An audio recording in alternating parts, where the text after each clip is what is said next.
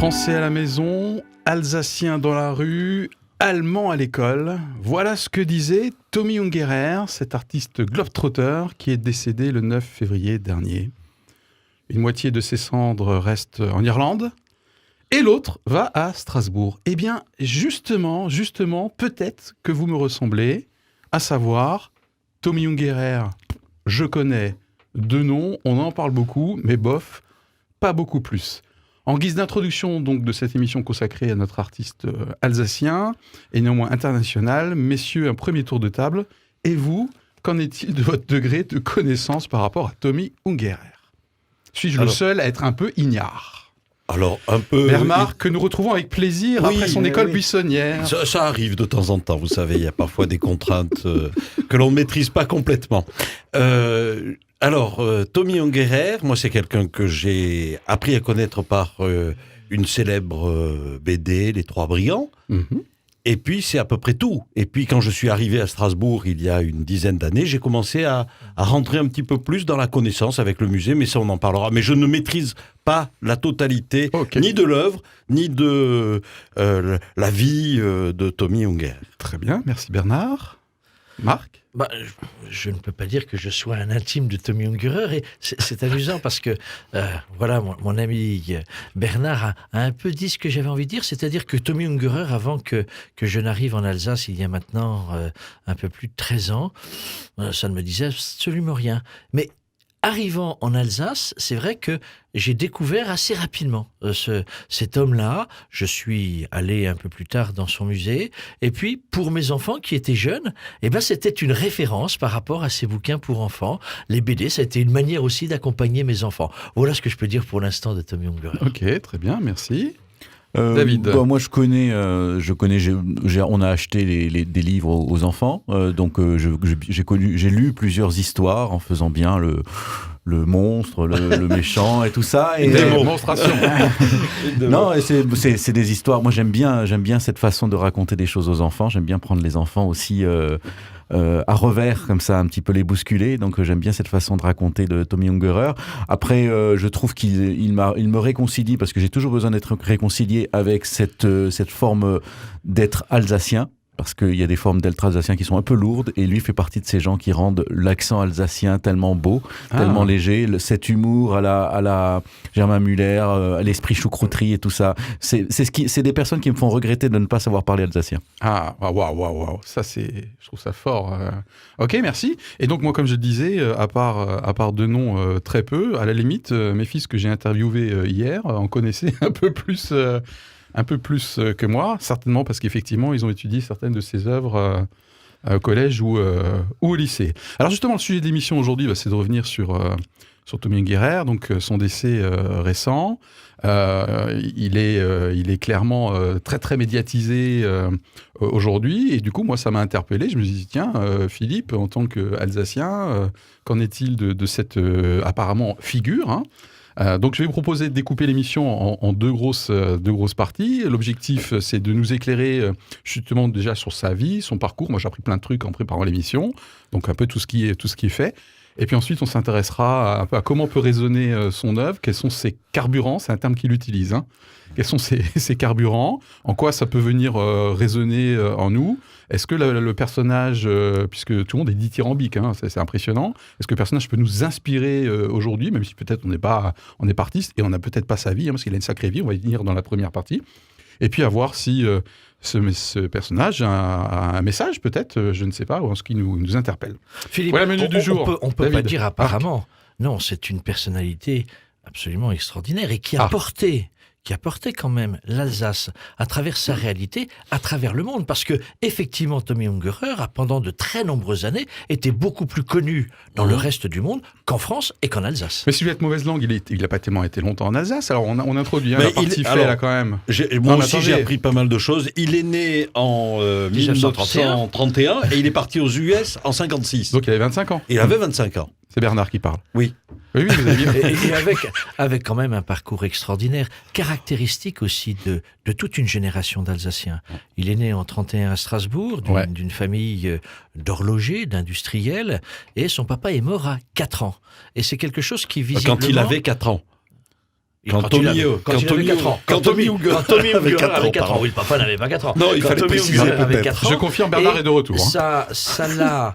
Visiblement, il en a parlé souvent au cours de son existence. C'est une réalité qui l'a profondément marqué dans son rapport à la vie et à la mort, dans le sens à donner à tout cela. Et puis, suite au décès de son père, la famille, sa maman, a été s'installer de son côté chez les grands-parents à Colmar. Et donc, il a fait toute sa scolarité à Colmar, marquée par ce qu'est la guerre. Puisque alors qu'il était tout jeune, la guerre est déclarée, l'Allemagne nazie arrive en Alsace et est totalement prégnante dans la vie quotidienne de Tommy Ungerer à Colmar. Et là aussi, quelque chose qui l'a profondément marqué par rapport à sa culture alsacienne, sa revendication française et les drames qui ont été vécus alors. Et puis dernier point, pour ne pas être trop long et vous laisser aussi, il a raté son bac parce que justement il était déjà relativement écorché vif. Dans la provoque aussi. Incroyable. Hein. Non, mais il s'est fait avec l'accent qu'il avait, il était tout de suite repéré. Ouais. C'est ça, et son bac, alors qu'il était déjà très imprégné, il avait besoin de faire des dessins, de regarder un peu le monde à travers sa main de dessinateur. Eh bien, il a fait des choix en disant ça suffit, je vais aller finalement découvrir le monde d'une autre manière. Ok, merci pour cet éclairage assez complet. Qu'est-ce qu'il y a d'autre à découvrir dans le parcours de Tommy Ungerer ? Moi, ce que je trouve, c'est que ça donne l'occasion de voir 87 ans d'une vie et d'une vie de la société. Et ça, c'est passionnant. Moi, je trouve que sa vie est faite de plein d'accidents et c'est pas vraiment une vie de stratège. Je veux dire, il a pas eu une stratégie pour mener sa vie, pour mener sa carrière. Il a rebondi d'un truc à l'autre, il s'est cogné à quelque chose, il est reparti d'un autre côté. Pour ça que moi, je pense pas qu'il faut spécialement en faire un modèle d'une pensée, d'une truc. C'est quelqu'un qui a vécu, qui a bricolé, qui a rusé, qui a rebondi. Et c'est très intéressant de ce point de vue-là, en fait, sans en faire une icône, en tout cas. Avec des maîtres mots quand même, David. J'aime bien parce que Tommy Ungerer, c'est vrai que quand j'avais découvert dans son musée, dans le musée qui lui est dédié à Strasbourg, j'ai été passionné par cet itinéraire, par des maîtres mots qui pour moi sont très forts et qui peuvent s'inscrire, non pas du tout parce que Tommy Ungerer n'aimerait absolument pas qu'on le considère comme un donneur de leçons, il est l'inverse de cela, mais c'est la question de la liberté, la question d'une attention profonde à l'humanité, avec la dénonciation de choses qu'il considère comme scandaleux. On y reviendra tout à l'heure, mais c'est véritablement comment se servir de son talent, de son art, pour imprégner un regard libre sur la vie, sur la société. Et ça, il l'a fait pendant toute son existence, et je trouve que c'est quelque chose de très fort pour un homme aussi qui est marqué par deux autres convictions très fortes, la paix. Dès le départ, et tout de suite après la guerre, il a travaillé à travers ses dessins sur la question de la réconciliation entre Français et Allemands. Et il est marqué par cette construction constante de la paix. C'est un homme de paix, c'est un artisan à travers ses dessins de la paix, et ça, je trouve que c'est très très beau à ce niveau-là. Et puis un défenseur de la construction européenne, même si dès qu'il a pris cette défense-là, il était relativement loin aux États-Unis pour prendre se dire que c'est l'Europe qui peut être l'avenir pour mieux vivre ensemble. Bernard. Je voulais juste rebondir sur ce que disait David par rapport au fait que Tommy Ungerer avait se cogné contre des murs et puis rebondissait et repartait. Sa première BD, personne n'a voulu l'éditer, il est allé chercher un copain. Et puis ils ont créé une maison d'édition pour imprimer la BD. Il n'en a pas beaucoup vendu. Il raconte qu'ils ont fait faillite, ils ont mis les livres au pilon. Donc c'est effectivement quelqu'un qui ne s'est pas arrêté à ces accidents de la vie, comme tu le disais. Voilà, c'est vraiment... Et ça a l'air de démarrer très tôt, hein, cette capacité de rebond, et à mon avis assez instinctive, hein, effectivement, parce qu'à l'âge de 15 ans, il part quasiment faire le tour en vélo. Avec de briques et de broc, il monte jusqu'au cercle polaire. Il va aux États-Unis, à New York, avec 60 en poche. Et puis à un moment donné, ça m'a frappé aussi, toujours en termes de parcours. Hein. Il vit à New York, je crois, pendant une grosse dizaine d'années avec une première femme, et bam, gros contraste, enfin à mon avis j'y vais, dans une ferme, dans une presqu'île dans le nord canadien, quoi. Ça vous a pas frappé Parce qu'il n'avait plus sa place aux États-Unis, faut pas l'oublier non plus. Il a été blacklisté. C'était quand même quelqu'un qui, tout au long de sa vie, alors j'aime bien la façon dont Marc parle des valeurs qui portaient le travail de Tommy Ungerer, la paix, la reconstruction, mais c'est quand même quelqu'un qui s'est inscrit dans la provoque dès le départ. C'est la deuxième partie que j'aimerais qu'on aborde. Est-ce qu'il y a d'autres éclairages pour notre audience qui soit un petit peu pas connaisseuse peut-être, qui n'est pas connaisseuse? Je peux rajouter encore quelque chose. Après Marc, alors. Il y a quelque chose qui marque. J'ai deux personnes qui m'ont marqué dans la connaissance de Tommy Ungerer. C'est celle qui a été à la création et au développement du musée Tommy Ungerer, c'est Thérèse Villers, qui me parlait de Tommy Ungerer, bien sûr, avec une chaleur extraordinaire. Et ce terme de chaleur, il est pour moi référent. Je n'ai pas connu, je n'ai pas rencontré Tommy Ungerer, mais un autre grand ami de Tommy Ungerer, Robert Walter, qui a accompagné durant ces dernières années toute la notoriété des œuvres de Tommy Ungerer. Et Thérèse et Robert disaient, mais ce qui caractérise Tommy, c'est sa chaleur. C'est sa soif de vie, sa chaleur dans la relation à l'autre, etc. Alors, c'est pas obligatoirement un personnage si facile que ça, comme tout créateur, mais voilà, c'est aussi un signe de cette personnalité qui avait, dans ce que l'on peut voir dans les images, etc., un sourire extraordinaire, un sourire d'enfant. Comme le tien en ce moment, Marc, si je peux me permettre. Bernard? Il y a une autre réalité qu'on n'a pas encore évoquée, je crois, alors qu'on vient de parler de Tommy. Jean Thomas, c'était son vrai prénom. Oui. Voilà. Ingéré, comme disait un de ses instituteurs. Au lieu de Ungerer. Ungerer, voilà. Une autre réalité qui a participé à sa construction, c'est le milieu dans lequel il a été élevé, qui est un milieu religieux, protestant, je crois, à la base. Et on voit après dans son parcours de vie qu'il est engagé. Et quand on voit des œuvres comme Babylone ou des choses comme ça, où il parlait d'une de ses dernières séries qui voulait finaliser Apocalypse, avec Donald Trump qui était un des cavaliers de l'Apocalypse, on voit qu'il y a toute une culture là qui porte, qui sous-tend en tout cas son art. David, oui, il y a une autre chose moi qui m'a intéressé, c'est que donc bon, effectivement il faisait du scoutisme, mais quand il était jeune, il a surtout été aussi enrôlé dans les mouvements de jeunesse hitlériens en fait, et donc et je trouve qu'il a un regard très très tranquille là-dessus en fait. Il voit bien que voilà, on savait occuper les jeunes à cette époque-là, enfin on savait vraiment leur donner envie et les endoctriner en même temps. Et donc voilà, il a fait la part des choses et il a appris énormément de chants allemands.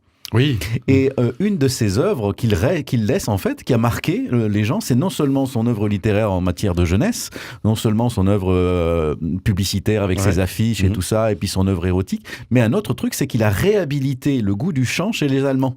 Il disait ça a eu un impact assez important, c'est-à-dire qu'avant les Allemands n'osaient pas trop chanter. Et il a fait un Liedbuch, là, il a écrit un livre où il reprenait des chants allemands. Alors, certains qui étaient des chants allemands de l'époque de la guerre, mais voilà, ça a redonné un peu envie. Alors, il disait peut-être des fois un petit peu trop, parce que bon, voilà, le chant, après il y a des chanteurs classiques, enfin, je veux dire, des chanteurs qui chantent en allemand, voilà, ils se sont sentis plus libres parce qu'en fait, ils avaient honte. Pendant longtemps, les Allemands étaient gênés par ce lourd passé nazi et donc n'osaient plus faire avancer, montrer. Et lui, cet Alsacien a fait un pont justement parce qu'il avait un esprit de paix et dans cet esprit de réconciliation que plein de gens avaient après-guerre, comme Schumann et tout ça, qui voulaient que l'Europe soit le creuset d'une vraie réconciliation et d'une vraie paix pour le futur. Et il a fait des efforts pour que les Allemands se ressentent à l'aise d'être Allemands. Et il l'a marqué jusqu'au terme testamentaire, entre guillemets, puisque dans l'hommage qui lui a été rendu à la cathédrale de Strasbourg, un hommage œcuménique, un hommage très large, c'est d'abord lui qui avait souhaité et qui a demandé à sa famille de pouvoir faire, dans la mesure du possible, un hommage au cœur de la cathédrale, une cathédrale qu'il a dessinée tant de fois et qui était pour lui vraiment le phare, le symbole même de l'Alsace. Et il a demandé à son grand ami, Roger Siffert, de la choucrouterie, de chanter pendant cette célébration 3 chants 3 chants, dont des chants mixtes allemand-alsacien. Là aussi, c'est vraiment dans la ligne L'illustration. même de ce que tu viens de dire. Tout à fait. Bernard, que vous rajoutez au niveau des faits avant qu'on fasse une petite pause, contexte. Je veux dire quelque moi, chose, j'en ai. mais le fait de me retrouver au cœur de la cathédrale Ça t'a avec touché, Roger là. Siffert, voilà. Ça te touche, hein. Oui. Ouais. Et ben, Marc disait que c'était une célébration œcuménique, effectivement. Et là, on retrouve le vécu, puisqu'il y a un pasteur, je crois, Geoffroy Goetz, Oui. qui a été président de l'église réformée d'Alsace et de Lorraine, qui connaissait bien la famille. Voilà. Ok, est dans un instant, intervenu. on va parler de son œuvre et des éventuels messages, même si c'est pas forcément stratégique qu'il porte, et en quelle mesure ça résonne. 2 petites informations encore. Donc, du coup, le musée qu'on a évoqué a ouvert ses portes en novembre 2007. Et l'Irlande que j'évoquais dans mon lancement, est son pays d'adoption depuis plus de 40 ans, en fait, avec Yvonne. Yvonne qui est toujours là, son épouse actuelle. Hein, c'est ça? Et ses enfants. Et ses enfants, toute la famille. 4 Ungerer, enfants, d'après vit mes infos. en Irlande. Dont Aria, qui vivait chez elle, Aria, en Irlande. Dans un instant, son œuvre et éventuellement ses messages. Éclairage, éclairage, éclairage. Sur une tendance de société, sur une actualité, un débat pluriel et surtout, de bonne foi.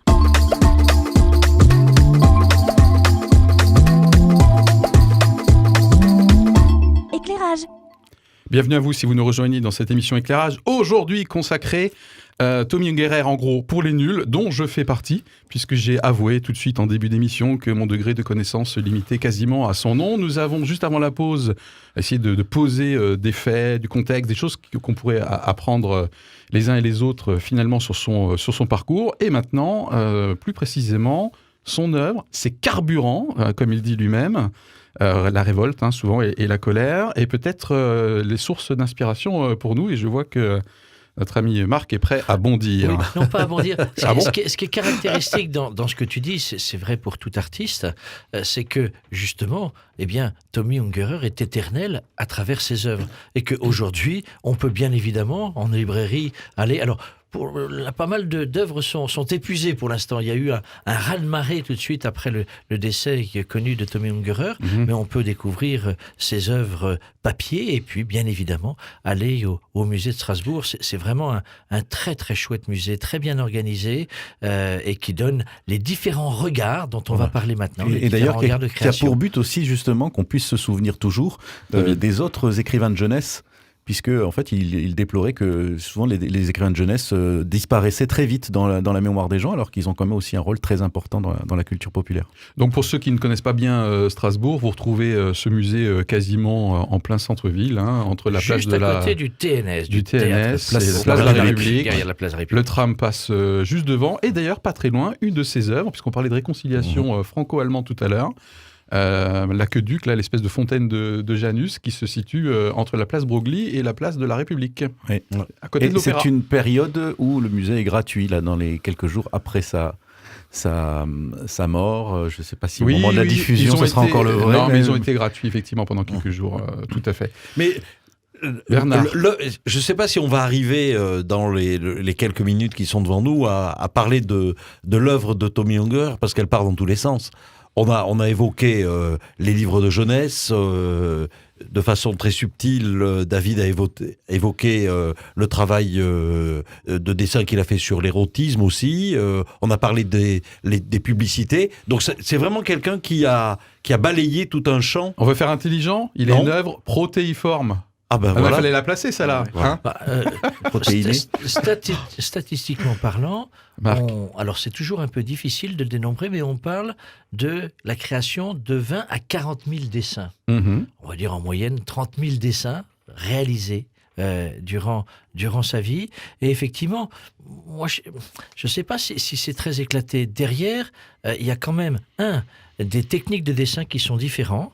Mais il n'a pas fait que des dessins, il a aussi créé d'autres arts, d'autres arts plastiques en tant que tels, qui est intéressant. Et derrière, il ne pouvait pas, à mon avis, se défaire de faire que dessiner, c'était d'exprimer un regard, d'exprimer une opinion, et de manière très corrosive. Il dit de lui-même que son carburant, c'était la colère et la révolte. Ouais. Mm.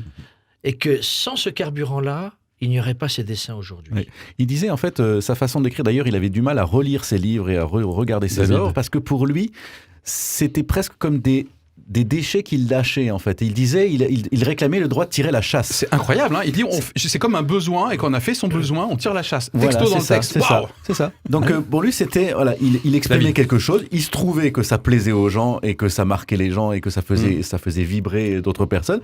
Donc il a gagné sa vie grâce à ça. Mais surtout, ce qu'il avait d'abord besoin, c'est des voix, des cris de désespoir qu'il arrivait à exprimer par le dessin. Et d'ailleurs, il dit lui-même, j'écris mes livres le plus vite possible pour m'en débarrasser, quoi. Ouais. Hein, on est Ouais, c'est vraiment ça. sur Il y a un quelque rapport à chose, son art, un point d'accroche et il le fait. Du coup, avant la petite pause, on a justement parlé de son parcours. Ça semble évident que du coup, les carburants que Marc nous a rappelés à l'instant sont directement tirés de son parcours, hein, et de son enfance. histoire. Son histoire, merci, c'est tout à fait le bon terme, quoi. C'est impressionnant. Comme tous les artistes, à mon avis, qui ont une vie un peu particulière, peut-être. Après, son histoire et puis ça. David et ensuite Bernard. Oui, je t'ai juste coupé sur le fait que il aimait pas trop la dichotomie entre le bien et le mal, entre les bons et les méchants, et donc il essayait toujours de se promener dans le no man's land entre les deux, comme ça, et de naviguer, et puis de montrer qu'un méchant peut être gentil, qu'un gentil peut être méchant. Et souvent, les enfants étaient au milieu de tout ça, très sereins, très peu apeurés. C'est pas des enfants qu'on manipule. C'est des gens qui étaient là et qui finalement sont souvent le déclencheur d'une transformation intérieure d'un méchant en gentil. Par exemple, les trois brigands qui ouvrent finalement un orphelinat. Et voilà. Donc il aimait bien. En fait, je pense qu'il aimait bien ces méchants qui finalement devenaient gentils. Et ça l'insupportait, ces gens qui prétendaient être des modèles de vertu et qui finalement étaient pourris de l'intérieur. Bernard voulait dire quelque chose, mais hier soir, je suis allé revoir. J'ai choisi dans la bibliothèque de mes enfants un bouquin et je suis tombé sur le géant de Zébaldar. Et c'est vraiment ce que tu dis, David. Cet ogre qui veut manger tous les enfants et qui fait que les parents ont squatté sous la terre leurs enfants pour qu'ils soient protégés des ogres. Et puis, une jeune fille, cuisinière extraordinaire, rencontre cet ogre. Elle n'a même pas l'idée qu'elle va se faire manger. Mais lui, en voulant la manger, chute, se blesse. Et elle va prendre soin de lui, elle va lui donner à manger avec un talent extraordinaire. Et suite à cela, il lui dit « Mais viens chez moi me faire la cuisine ». Et transformation, et le final, quelle belle transformation, c'est que cet ogre devient l'époux de cette jeune cuisinière et ils eurent beaucoup d'enfants. Quel beau message. C'est vraiment, à mon avis, le cœur de la vie de Tommy Ungerer. Alors, tu parlais du sourire de Marc, là, il fallait voir ses yeux, parce que ça pédit. Je voulais dire quelque chose justement par rapport à ce que David soulignait aussi. Le fait de voir Tommy Ungerer qui est dans ce no man's land entre le bien, le mal, les méchants qui peuvent devenir gentils, les gentils qui peuvent devenir méchants. Au tout début de notre rencontre, David parlait de la façon dont Tommy Ungerer portait l'alsacitude, si je peux me permettre ce mot barbare. C'est ce qu'il disait. Il disait que l'Alsace est une terre occupée entre la France et l'Allemagne. Alors, qui sont les bons, qui sont les méchants? Suivant les périodes, s'il est parti aux États-Unis, c'est parce qu'il ne supportait pas que l'Alsace soit française. Parce qu'il y avait eu aussi d'autres réalités qui avaient marqué sa vie. Donc, ce terrain-là, entre deux, cet entre-deux dans lequel, d'ailleurs, il ne supportait pas qu'elle soit française, je pensais un petit peu fort. Oui, même s'il était agacé par le jacobinisme français. En tout cas, il avait envie de respirer. Maintenant, quitte à être un peu provoque par rapport aux méchants gentils, je le trouve un peu amour vache avec les États-Unis, non? Enfin, à partir du moment où il arrive, ça Pourquoi amour vache, Philippe? Au contraire, ce qu'il met en avant, c'est tous les travers de cette société américaine. C'est bien ce que je suis en train de dire. Mais c'est pas un amour vache, c'est la lucidité à avoir. Et quand même, aujourd'hui, qu'est-ce qui reste? Et qu'est-ce qui a marqué cette société américaine? Eh bien, en grande partie, c'est les dessins de Tommy Ungerer. La lutte contre la ségrégation. Quand même, il arrive dans un pays qui se dit le champion de la liberté, le champion de la démocratie. Et ce que découvre Tommy Ungerer, c'est la ségrégation. C'est l'incapacité d'être respecté si on est les Noirs. Et il fait des dessins extraordinaires par rapport à cela. C'est la lutte contre la guerre au Vietnam. Là aussi, et contre le puritanisme, qui sort un bouquin Fornicon extraordinaire contre le puritanisme. Mais c'est plus que ça. C'est dire derrière ce puritanisme américain. Heureusement qu'il y a une vitre blindée entre Marc et moi. Là, vous la voyez pas. Derrière ce puritanisme américain, vraiment, j'allais dire quelle impossibilité de dire la vérité, parce que derrière ce que dénonce Tommy Ungerer à travers ses dessins, qui sont effectivement des dessins vifs, c'est de faire que derrière ce puritanisme, c'est l'utilisation de la vie sexuelle de manière mécanique. Et ces dessins sont très caractéristiques de cela. Qu'est-ce que veut dire d'utiliser le sexe sans amour? C'est un peu ça que nous dit aussi Tommy Ungerer. Ouais, enfin, moi, ça me dérange chez lui, ça, son rapport avec son pays d'accueil, en tout cas, où il ne fait que dénoncer les travers, la bien-pensance, qui sont certainement réels, le Vietnam, le puritanisme sexuel. Moi, je dirais donc là, pas, en l'occurrence, je trouve assez manichéen, non? Non, je ne suis pas un spécialiste de son œuvre pas sur ça. ce sujet. Après, je veux dire, il s'est rapproché d'Américains qui, à l'époque, là-bas, étaient sur cette sensibilité-là, et il a mis ses moyens techniques et créatifs entre les mains de gens qui avaient envie de communiquer là-dessus. Oui, tout à fait. Donc il a quand même beaucoup appris la communication là-dessus. Après, il n'était pas dans une croisade. Il a des choses qui étaient un petit peu de la commande finalement, faire des affiches, ces choses-là. Et puis il a réagi à certaines choses, mais je pense que là où il avait beaucoup de liberté là-dessus, sur les questions. Bon, il faisait grincer. Mais c'était tout à fait libre. Après, il y a des gens, les bibliothèques, à un moment donné, se sont posé la question, est-ce qu'on met des livres pour enfants de quelqu'un qui fait des livres, des trucs érotiques? Lui, il disait, il faisait pas de la pornographie et il faisait pas d'érotisme parce que c'était toujours à un but particulier. C'était pas pour titiller les sens qu'il faisait ça. C'était parce qu'il y avait un côté corrosif et provoquant là-dedans pour dénoncer quelque chose. Il dit lui-même qu'il est subversif, mais pas pervers. Voilà, c'est ça. Et ce que je voulais dire, c'est que là où il s'est vraiment plus confronté avec quelque chose, c'est avec le macartisme, qui a été ce courant aux États-Unis qui, chasse aux sorcières, à côté de la liberté, l'esprit de liberté des Américains, à un moment donné, ont eu une telle peur d'être envahis par les Russes et par les Chinois que ils ont vraiment contrôlé la vie des gens. Là, il y a quand même eu des trucs orwelliens. Et donc, il a été un peu inquiété par le FBI. Parce qu'il voulait aller à Cuba, il voulait aller en Chine. Donc, du coup, le FBI, il raconte à un moment donné dans une interview qu'il s'est fait chauffer. Il voulait y aller, effectivement. Donc, il n'y est pas allé. Après, il a été donc pendant plusieurs années surveillé, sur écoute, et son courrier était manifestement ouvert. Et semble-t-il, après, c'est pour ça qu'il n'est pas parti des États-Unis à cause de ça, parce que après ça s'est calmé. Après l'élection de Kennedy, il a plutôt été inquiété. L'époque du macartisme s'est arrêtée à ce moment-là, s'est calmé, on va dire. C'est simplement qu'après, c'était une autre génération, il avait vieilli et il se reconnaissait plus peut-être dans cet esprit new-yorkais dans lequel il avait baigné. D'autant plus que là, il racontait qu'il y avait quand même une grande montée de la drogue, du flower power et des drogues très dures qui sont arrivées et qui l'ont pas du tout plu. Je pense qu'il a dû voir beaucoup d'amis se perdre là-dedans. Et donc, je pense que c'est à ce moment-là qu'il a décidé de partir au Canada. Et plus récemment, il a qualifié Trump de premier cavalier d'Apocalypse. Donc, il continue à donner des coups de boutoir. C'est une bonne image. Mais dans ce que je ne la partage pas forcément. Mais dans ce que tu disais, Philippe, et c'est vraiment le maître mot que remettait en avant David, c'est la question de la liberté. C'est qu'effectivement, la plupart de ces dessins étaient des dessins de commande. Mais en même temps, il les faisait à chaque fois avec une liberté formidable qui fait que derrière la commande, il y avait des refus réguliers parce que devant la commande, il y avait des attentes auxquelles il a transgressé, il n'a pas répondu, il était trop corrosif et on lui a dit non, cette commande-là, on ne l'honore pas. Donc voilà, c'est toujours au-delà de l'aspect économique, toujours cette volonté d'affirmer sa liberté. C'est un esprit libre. Et d'ailleurs, il y a il y a des commentaires de ses enseignants au plus jeune âge. Je disais tout à l'heure, ils disent lui-même qu'il est subversif mais pas pervers. Imaginez, vous avez un enfant qui revient avec un bulletin dans lequel c'est écrit jeune, en gros, pervers et subversif. Là, il y a les deux termes de la part de l'enseignant, en gros, qui n'en fait qu'à sa tête. Il s'est fait jeter, je crois, des arts décoratifs. L'école des arts déco, il me semble, à Strasbourg, jeté entre guillemets, pour indiscipline. Donc effectivement, on retrouve cette liberté qui matérialise, qui s'illustre après dans ses créations, Bernard. J'ai envie de dire, après avoir moi aussi découvert un certain nombre de choses pour préparer cette émission, que la façon dont Tommy Ungerer s'est inscrit de façon régulière dans cette provocation, c'était pour moi comme un rôle de vigie. Attention, là il y a un danger.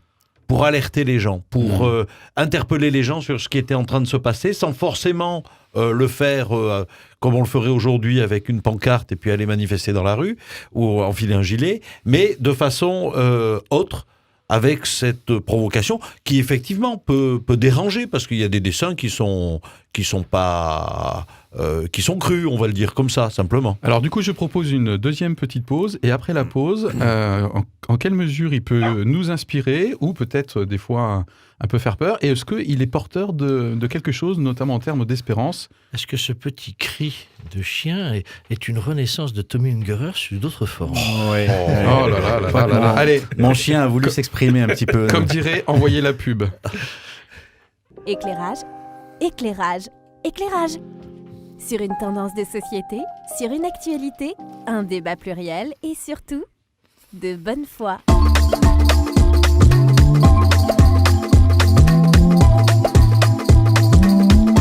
Éclairage. Dernière partie de notre émission Éclairage, aujourd'hui consacrée donc à Tommy Ungerer, qui nous a quittés le 9 février dernier. Lors des 2 premières parties, nous avons essayé d'éclairer notre audience pour la rendre plus connaisseuse et avoir une culture générale sur les faits, le parcours de cet artiste protéiforme, avons-nous dit tout à l'heure. Waouh, qu'il parle bien, cette émission. Et ensuite, nous sommes intéressés à son œuvre et son côté corrosif. Dernière partie consacrée peut-être à la résonance que son œuvre peut avoir, puisque quelque part, il avertissait, on s'est quitté avant la pause avec Bernard sur ce sujet. Quelle résonance? Est-ce qu'il y a un message? Est-ce que c'est quelqu'un qui peut nous inspirer également en termes d'espérance? Est-ce qu'il avait un message? Est-ce qu'il avait une foi peut-être? Ça, j'en sais rien. J'ai pas trouvé d'infos là-dessus, même si on a vu que son enfance était marquée par du protestantisme. Bernard? Est-ce qu'il a un message? Je dirais... Oui, direct non, je pense. Vu ce que j'ai lu de ses interviews, mais bon. Oui, mais ce qu'il a fait interpelle, donc transmet quelque chose. Donc pour moi, il y en a un. Et il disait lui-même qu'il fallait haïr la haine. Et je crois que dans les temps que nous traversons, et les dernières semaines ont été le théâtre d'actes de haine à bien des niveaux, je crois que c'est là où on se rend compte de cette attitude qu'il avait. Il faut haïr la haine. Mais en haïssant la haine, de quoi suis-je porteur, si ce n'est... voilà. Ok. Dans la question que tu posais, Philippe, et ensuite, par rapport David, Marc. à son engagement de foi ou autre, Tommy Ungerer disait qu'il priait tous les soirs. Alors, il ne savait pas directement s'il s'adressait à Dieu, mais c'était une manière aussi de pouvoir remercier de ce qu'il avait vécu de ses journées, etc. Autre point, quand Tommy Ungerer venait en Alsace, il rencontrait souvent des amis de l'Église catholique. Il a, pendant tout un temps, dès qu'il venait, rencontré Monseigneur Joseph Doré, par exemple. Il y avait un attachement fort à cet aspect-là. Et je crois que ce n'est pas pour rien qu'il a demandé aussi à ce qu'il y ait un hommage qui puisse être rendu au cœur de la cathédrale. Par rapport à ça et à la provocation de Tommy Ungerer, j'ai reçu personnellement plusieurs mails comme directeur de la communication, plusieurs mails de personnes qui s'offusquaient en disant mais comment la cathédrale peut accepter de faire un hommage en son sein à un tel personnage avec son côté provoquant, avec tous ses excès à travers son dessin sur la sexualité, etc. Eh ben, je crois que c'est là justement où... Pour moi, ce que j'apprendrais de Tommy Ungerer et ce qui me séduit énormément, c'est cette liberté de ton qui effectivement peut être provocante, mais qui en même temps, je crois foncièrement, est dans le respect de l'autre. Ok, merci. J'ai pleinement répondu à la question de la résonance. Oui. David. Alors, comme liberté de ton, je vais proposer de faire rentrer mon chien parce que sinon il s'impatiente derrière la porte et ça va nous faire quelque chose de très unguérien. Bon, on verra. Bernard? Des choses sur la résonance. J'ai perdu mon tour de parole du coup. Non mais vas-y, je te le rends. Voilà. Non mais je t'en prie. Non, Non, ok. David. Oui, alors effectivement, ce qu'il racontait sur sa foi, le fait de se souvenir, il faisait quand il était jeune, je ne sais pas s'il a continué à le faire, de faire cette espèce de prière. Il ne savait pas qui, mais effectivement, c'est une façon d'exprimer un peu son plaisir d'être vivant, puisqu'il avait quand même connu la mort aussi en étant né dans la guerre. Oui, et avec une enfance assez fragile sur le plan physique, 3 apparemment. 3 crises cardiaques, un cancer développé, etc. Et à chaque fois, une il a résisté, il est parti. très grave. Il a été dans un coma très profond à un moment donné. Donc c'est vrai que voilà, je pense qu'il avait il est dans cette attitude de et puis ensuite, l'autre chose qu'il disait, c'était que la prière qu'il aimait, c'était la prière de Saint François d'Assise, d'être un artisan de paix. Voilà, c'est celle qui le faisait résonner. Au-delà de ça, je sais qu'il se souvenait aussi que les pasteurs protestants qui entraient dans sa famille lui disaient que c'était très mal de faire des caricatures, que c'était péché. Voilà, donc je pense qu'il s'en est... Il a pris sa liberté par rapport à ça. Voilà, je crois que c'est quelqu'un qui se posait comme tout le monde la question de la vie et de la mort, sans avoir une question sans avoir une réponse très précise. Il n'aimait pas trop les points finaux aux questions. Ouais. Il était plus que des points d'interrogation. Ce qu'il aimait bien, c'était les points d'exclamation. En fait, et sa façon de son œuvre est plutôt, c'est une façon d'exprimer ses questions sous forme d'un point d'exclamation que d'un point d'interrogation. Et son rejet, ou en tout cas, il a toujours dit qu'il n'aimait pas les fêtes, hormis la Toussaint. Je sais pas comment il faut interpréter. C'est juste parce qu'à un moment donné, il a aussi besoin d'être seul avec lui. Il dit que j'invite mes animaux à la Toussaint et j'allume une bougie, quoi. Hein. Toutes les autres fêtes, j'aime pas, y compris Noël d'ailleurs. Hein. Oui, mais parce que Noël, il voyait l'évolution de cette fête-là et l'évolution commerciale de la fête, et ça le heurtait, et ça n'était pas conforme à ce souvenir de partage qu'il pouvait avoir eu dans son enfance. Je crois que toutes les fêtes qui sont vécues de manière excessive, de manière finalement un peu superficielle, avec, comme le dit David, avant tout la suprématie de la consommation, du toujours plus, etc. C'est quelque chose qui n'était pas la tasse de thé de Tommy Ungerer. Et là, tout ça, on est plus dans le recueillement, on est plus dans le recentrement en tant que tel. En tout cas, d'un point de vue, puisque je suis un petit peu artiste à mes heures perdues, je retrouve des composantes habituelles. Hein. C'est que souvent, ce qui est brillant, ce qui est incisif est souvent le fruit de blessures et d'un parcours et d'une vie marquée souvent par une hypersensibilité. Il se qualifie lui-même d'enfant hypersensible dans ses jeunes années. Un parcours marqué par... un parcours, traumatique, quelque part. Un parcours traumatique sur plein d'aspects. Et on retrouve ça aujourd'hui, du coup, une fibre artistique très sensible, mais qui, moi, en tout cas, en regardant un peu ses œuvres, en faisant des rétrospectives, j'ai pas forcément trouvé de source d'espérance personnelle là-dedans. Tu me permets, par rapport au parcours, de citer une expression de Tommy Ungerer. Il aimait à dire « Le parcours de ma vie a été aussi sinueux qu'escarpé. Je suis un touche-à-tout, j'ai passé mon temps à changer de style. Chaque virage est une autre façon de m'exprimer. Maintenant, je suis en roue libre, sans permis de conduire. » Effectivement, c'est une belle citation. La roue libre, c'est génial. T'es là, tu te laisses aller. Ça roule tout seul.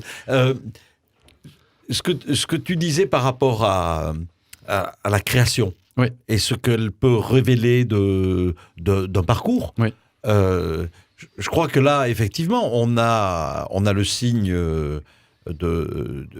d'une créativité à fleur de peau, sur tous les sujets, que ce soit dans ses affiches ou sa dénonciation on parlait de la ségrégation de la guerre du Vietnam tout à l'heure. La question que tu glisses subrepticement, c'est celle de l'art. Est-ce qu'il faut être forcément torturé c'est exactement ça. pour être artiste? Je ne sais pas s'il faut être torturé pour être artiste. Je pense qu'il faut être très sensible pour être artiste, déjà.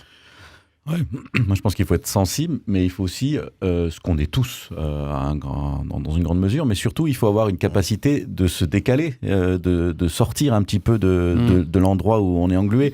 Et ça, souvent, c'est le fait d'avoir vécu un traumatisme qui nous décale, qui comme une roue un peu voilée, quoi, nous fait que voilà, ça super image. Ce rebond dont tu parlais. Oui, c'est ça. Et d'ailleurs, dans une interview, il racontait, alors qu'il n'avait pas encore 70 ans à ce moment-là, mais il s'en approchait, il disait, je disais toujours, 70 ans, c'est le dernier tremplin de la vie, mais souvent, on ne se pose pas la question si la piscine est vide. Waouh, j'avais zappé ça. Ça veut dire que, voilà, ça veut dire, ok, on a mené une vie, on fait quelque chose, mais finalement, on se rapproche peut-être de la question primordiale, mais est-ce que tout ça n'est pas vain? Ouais. Et il disait, je pense que ça montrait une vraie question, et il dit, bon, maintenant, en fait, je pense que surtout, j'ai appris à nager dans une avalanche. Et voilà, et je trouve que ça résume bien sa vie, c'est-à-dire que sa vie a rebondi d'un truc comme ça, il a été dans une avalanche et il a travaillé à nager sans vraiment très bien savoir. 4 minutes d'un point de vue existentiel, justement, j'aimerais rebondir là-dessus pour les 4 minutes qui nous restent. J'ai dit tout à l'heure que moi, je ne percevais pas de messages d'espérance. Je perçois des cris de dénonciation, je perçois chez lui effectivement une lucidité un peu existentielle là, sur je cours dans l'avalanche, etc.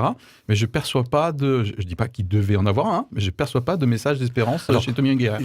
Pour moi, en tout cas. Alors, juste oui, avec la solution Ireland, je veux bien, mais comment alors? Attends, mais ce que vient de dire David est un signe d'espérance. Ah, je l'ai pas perçu. Merci. Apprendre, savoir nager dans une avalanche, c'est savoir ne pas être emporté par l'avalanche. Ah, alors Philippe, j'ai rajouté une à Bernard. Okay. C'est ce qu'on a dit tout à l'heure. Marc. En particulier dans ces bandes dessinées pour enfants. Là aussi, il y a plein de corrosivité, entre guillemets, mais c'est ce qu'on disait tout à l'heure, c'est de donner, et c'est quand même au cœur de son œuvre, le fait que celui qui est le méchant, considéré comme tel, a priori indéracinable, on ne le changera pas, eh bien, peut se transformer. Et peut se transformer à travers, finalement, des actes d'amour, des actes d'attention portés par l'autre, par cet autre dont on ne penserait pas qu'il serait en capacité de le faire. Est-ce que c'est pas un des plus beaux messages d'espérance? En tout cas, un message humaniste. Ah, d'espérance. Oui, un message. Oui, redevient enfant, c'est le cœur de l'évangile. Il ne prétend pas avoir résolu la question de la vie et de moi, la il me mort. manque une dimension spirituelle, clairement, pour mon inspiration. En tout cas, c'est vrai qu'il l'a pas théorisé, il l'a exprimé. Dans cette écriture qu'il a pour les enfants, c'est une chose dont on n'a pas beaucoup parlé, mais peut-être que ça a un lien avec cette question existentielle. Il disait, les enfants, il faut les traumatiser. Il faut les secouer.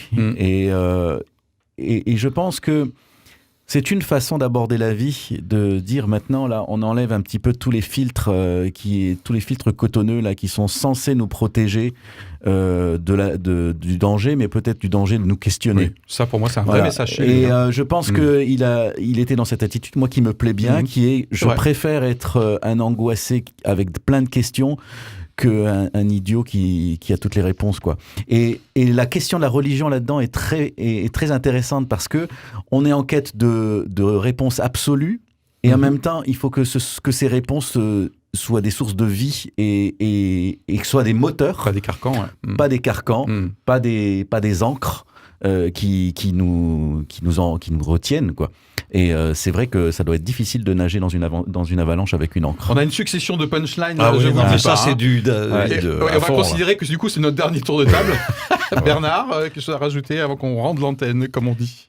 Tommy Ungerer disait de lui qu'il était un pessimiste joyeux. Ok. Voilà.